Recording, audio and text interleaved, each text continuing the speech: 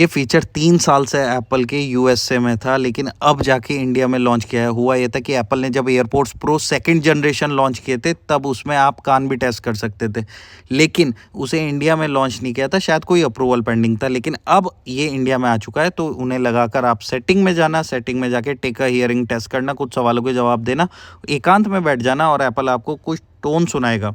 जब आपको सुनाई दे तब आप उसे टैप कर देना। लास्ट में आपको एप्पल एक रिपोर्ट बनाकर दे देगा, जिसे आप अपनी हेल्थ की ऐप में जाकर भी चेक कर सकते हैं, और ये क्लिनिकली प्रूव्ड टेस्ट है।